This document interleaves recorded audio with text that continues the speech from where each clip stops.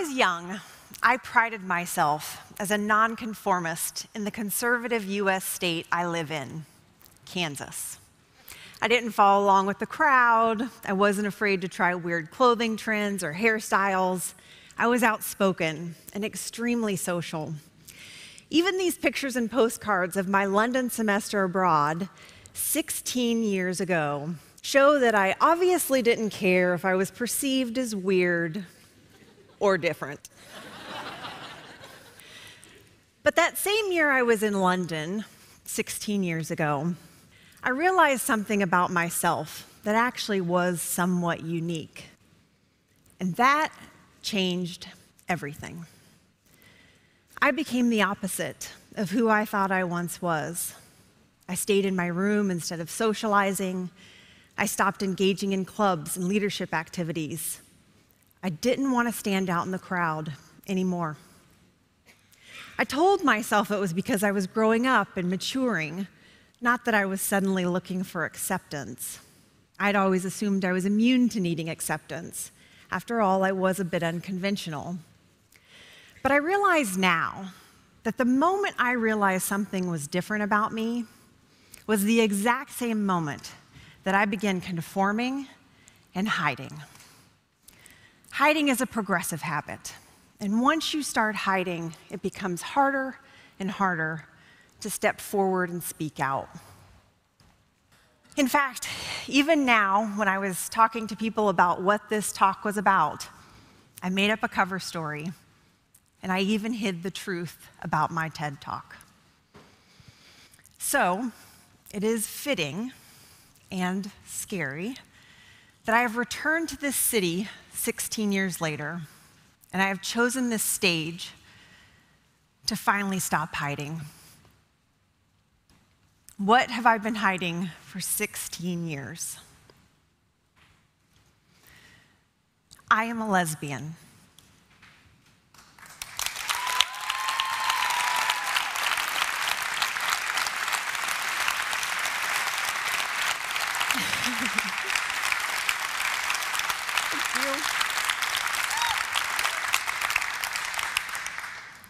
Thank you.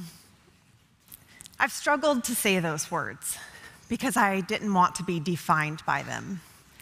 Every time I would think about coming out in the past, I would think to myself, but I just want to be known as Morgana, uniquely Morgana, but not my lesbian friend Morgana or my gay coworker Morgana, just Morgana.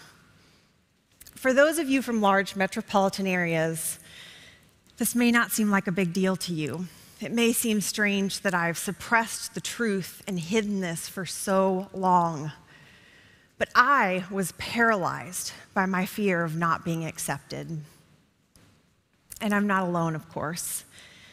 A 2013 Deloitte study found that a surprisingly large number of people hide aspects of their identity.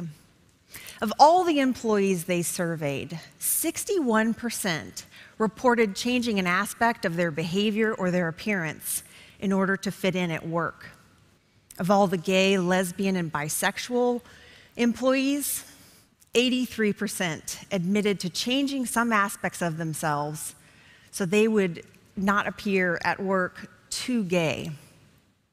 The study found that even in companies with diversity policies and inclusion programs, employees struggle to be themselves at work because they believe conformity is critical to their long-term career advancement.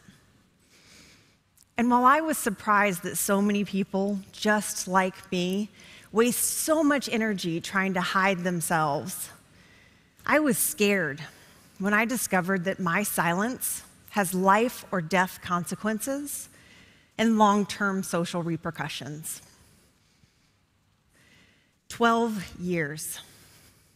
The length by which life expectancy is shortened for gay, lesbian, and bisexual people in highly anti-gay communities compared to accepting communities. 12 years reduced life expectancy. When I read that in The Advocate magazine this year, I realized I could no longer afford to keep silent. The effects of personal stress and social stigmas are a deadly combination. The study found that gays and anti-gay communities had higher rates of heart disease, violence, and suicide. What I once thought was simply a personal matter, I realized had a ripple effect that went into the workplace and out into the community for every story just like mine. My choice to hide and not share who I really am may have inadvertently contributed to this exact same environment and atmosphere of discrimination. I'd always told myself there's no reason to share that I was gay. But the idea that my silence has social consequences was really driven home this year when I missed an opportunity to change the atmosphere of discrimination in my own home state of Kansas. In February, the Kansas House of Representatives brought up a bill for vote that would have essentially allowed businesses to use religious freedom as a reason to deny gays services. A former coworker and friend of mine has a father that serves in the Kansas House of Representatives. He voted in favor of the bill, in favor of a law that would allow businesses to not serve me. How does my friend feel about lesbian, gay, bisexual, transgender, queer, and questioning people? How does her father feel? I don't know, because I was never honest with them about who I am.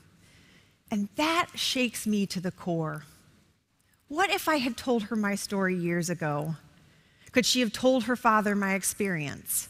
Could I have ultimately helped change his vote? I will never know. And that made me realize I had done nothing to try and make a difference. How ironic that I work in human resources, a profession that works to welcome, connect, and encourage the development of employees, a profession that advocates that the diversity of society should be reflected in the workplace. And yet I have done nothing to advocate for diversity.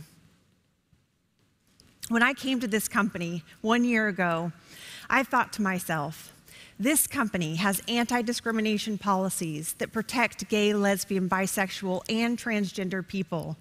Their commitment to diversity is evident through their global inclusion programs. When I walk through the doors of this company, I will finally come out. But I didn't. Instead of taking advantage of the opportunity, I did nothing.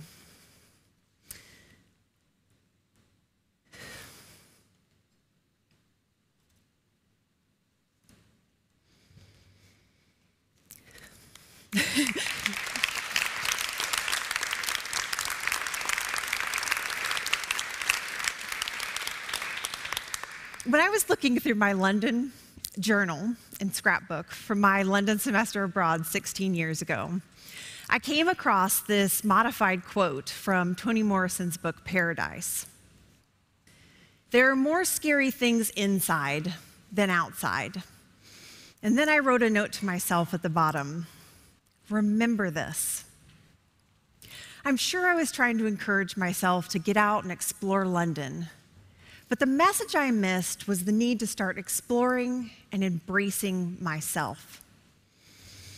What I didn't realize until all these years later is that the biggest obstacles I will ever have to overcome are my own fears and insecurities. I believe that by facing my fears inside, I will be able to change reality outside. I made a choice today to reveal a part of myself that I have hidden for too long. I hope that this means I will never hide again.